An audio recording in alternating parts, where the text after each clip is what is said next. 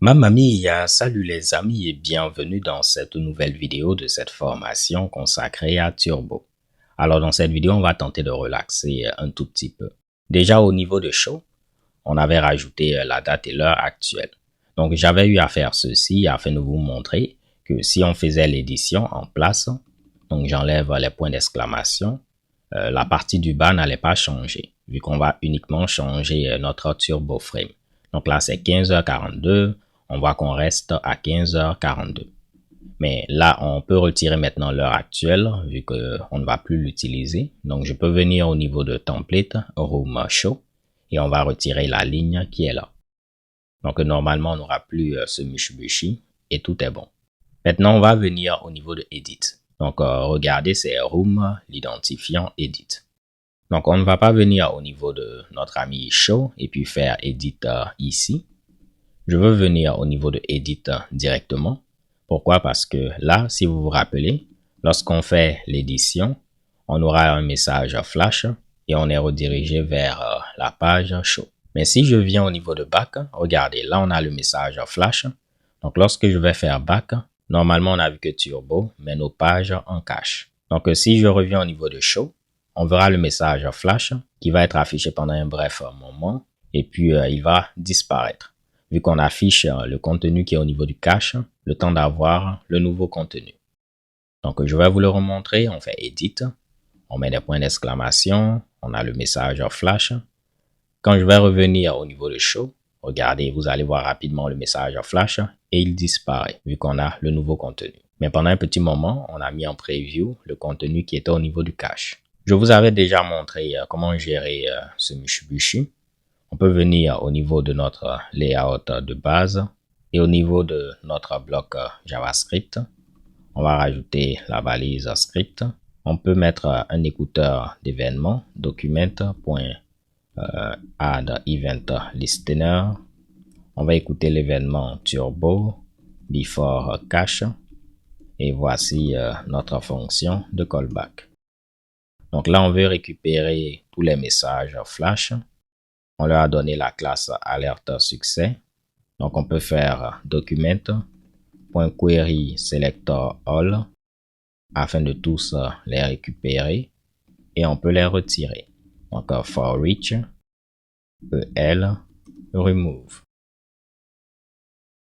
Donc regardez maintenant, on actualise, on vient au niveau de edit, on rajoute un petit truc, on fait update.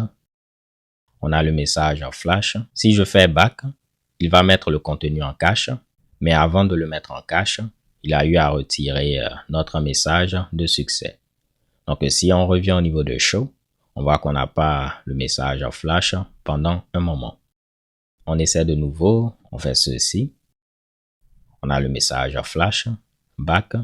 Et regardez, on n'aura pas le même problème. Donc tout marche à la perfection. Dans cette vidéo, je vais vous montrer un petit Mitsubishi.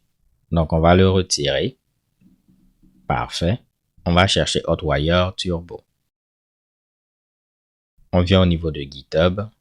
Et vous voyez que la dernière version, c'est la version 7 bêta 8. Regardons notre code. On peut voir qu'on a la version 7 bêta 5. Donc, actuellement, la version 7 bêta 8 est disponible. Mais nous, on a la bêta 5. Il y a eu plein de Mitsubishi qui ont eu à changer. On peut cliquer là. Et à chaque fois qu'il y a des modifications, tout va être indiqué. La modification qui m'intéresse, c'est celle-là. On peut indiquer qu'on ne veut pas avoir des éléments dans le cache en rajoutant Data Turbo Cache et on met False. Il y a plein d'autres Mitsubishi qui ont été rajoutés. Comme par exemple, on avait vu les Turbo Stream. Maintenant, on peut mettre comme target, disons une classe. Donc, on met target au pluriel. Et puis, on veut dire que ça va s'appliquer à tous les éléments qui ont telle classe. On verra ceci en pratique.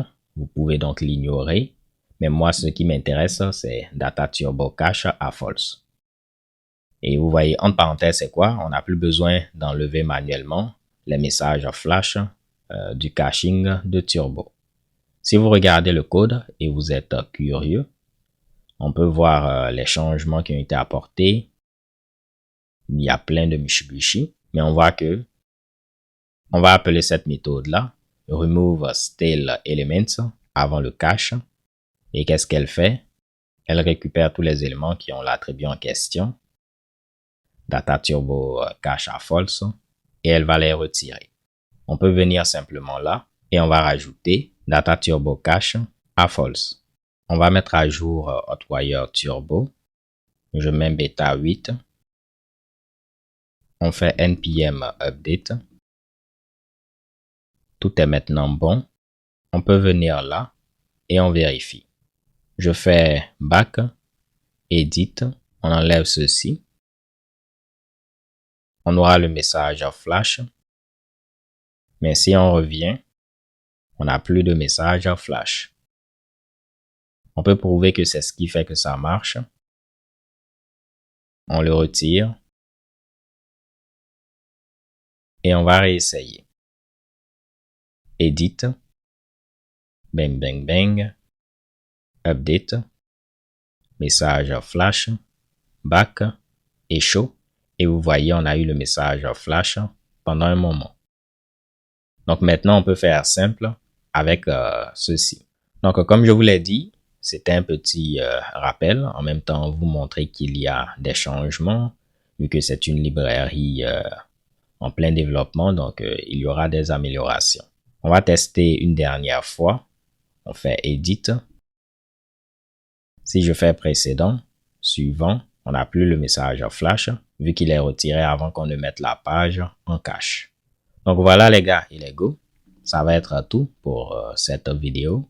J'espère que vous l'avez apprécié. Si tel est le cas, n'hésitez pas à la liker. Si vous n'êtes pas abonné également, c'est le moment de le faire afin de ne rater aucune vidéo. D'ici là, portez-vous bien, stay tuned and take care. Peace.